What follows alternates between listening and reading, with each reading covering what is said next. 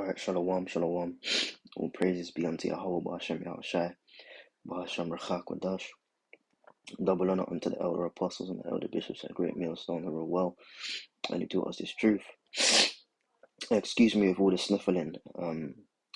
Came home from camp last night, and I just felt sick, man. But the show must go on.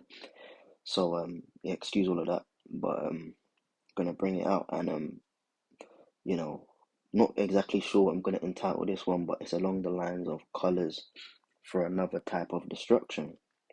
Because before the camp started, I was speaking with one of the brothers, and he was getting into the fact that the rainbow, was for a very different purpose, compared to what it's used for in today's society, being the happy people and the pride thing, right? But let's get into it, because it really signifies mercy onto Israel, starting with the elect.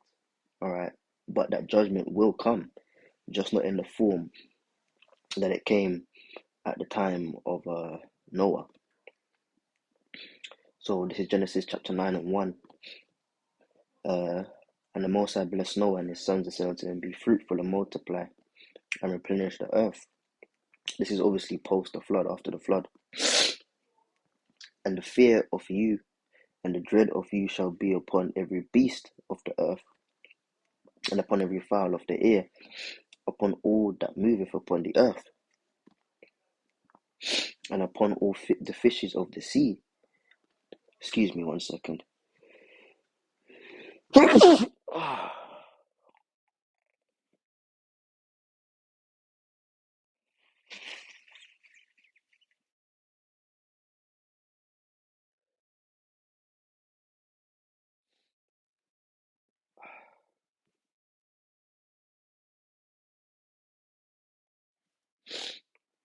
And that's Satan, because I'm already feeling in a bad way, but as soon as I started the video and put the camera on, just starting to feel worse.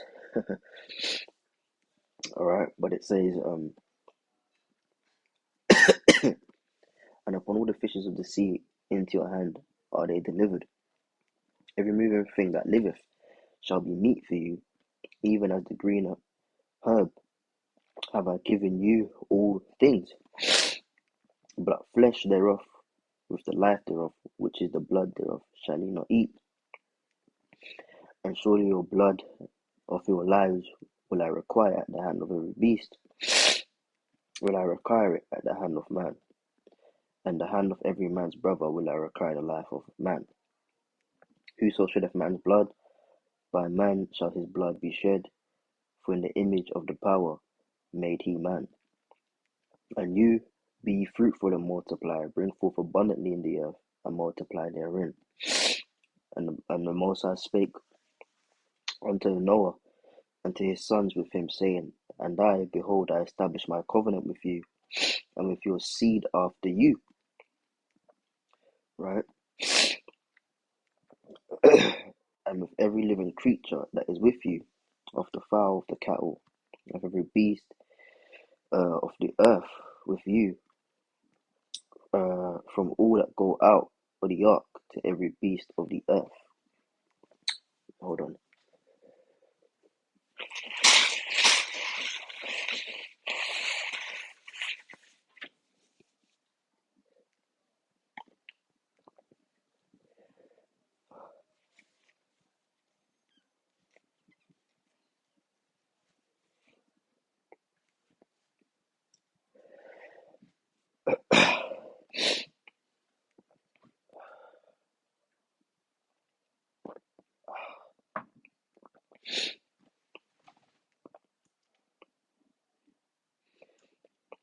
And with every living creature that is with you, of the fowl, of the cattle, and of every beast of the earth with you, from all that go out of the ark to every beast of the earth. And I will establish my covenant with you. Neither shall all flesh be cut off any more by the waters of a flood, neither shall there any more be a flood to destroy the earth. Okay? That's a very critical verse.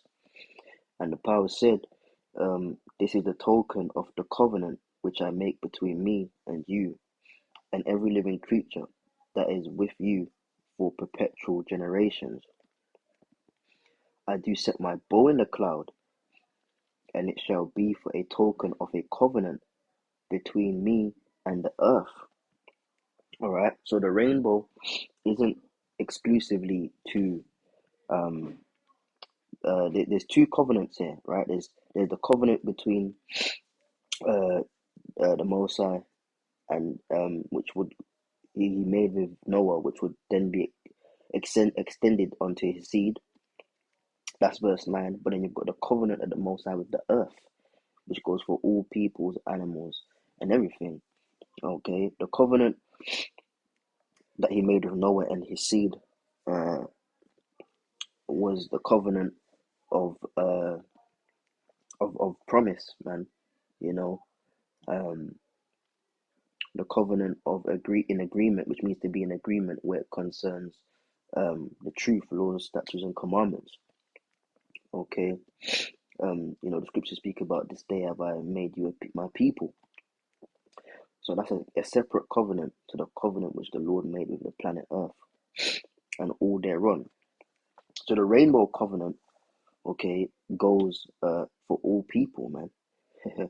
The bow that the Lord put in the cloud, man. Okay, read verse 11 again, and I will establish my covenant with you, neither shall all flesh be cut off any more by the waters of a flood, neither shall there any more be a flood to destroy the earth. And the power said, this is the token of the covenant which I make between me and you and every living creature that is with you for perpetual generations. I do set my bow in the cloud, and it shall be for a token of a covenant between me and the earth.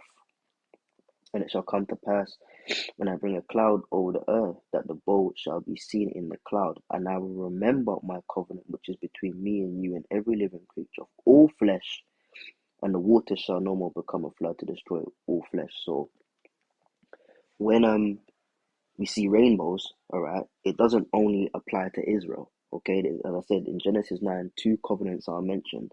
One covenant is mentioned where it concerns the seed of promise, which would be established through the seed of Noah, okay, via Shem, right? And then you've got the covenant that the Lord had with the planet Earth and all flesh upon the earth, which is to not destroy the earth by water again. It never said not to destroy the earth, but to not do it in that fashion again. Okay, so these rainbow people using the rainbow, or the happy people, pride people using that, right? You know, happy, happy, happy. These happy people, they're using the rainbow as their sign or flag. They're not understanding that that is the Lord saying, I remembered that I'm not gonna do it by water again, but there is a destruction coming. So the rainbow itself is just like an omen. It's funny that they use that as their flag and how they recognize, because it does represent destruction, just not by water. So what's the next destruction? By fire. Okay. So let them have the rainbow, man, as a flag or whatever, you know, because it signifies that if they're not going to be destroyed by water, they'll get it by fire. It's as simple as that. And as I said, there's two covenants here mentioned. One, which would be a covenant of promise unto being a chosen people through the seed of Noah, starting with Shem, okay, and then through that pure line down to Jacob, right? Um, then there's the covenant with the earth to not destroy it by water again, but destruction will come by fire. Okay, so there's two sides to the rainbow. It's not all happy days. It's not all happy days, man. All right, the clause is destruction will come, just with a flood of fire, not water. Shalom.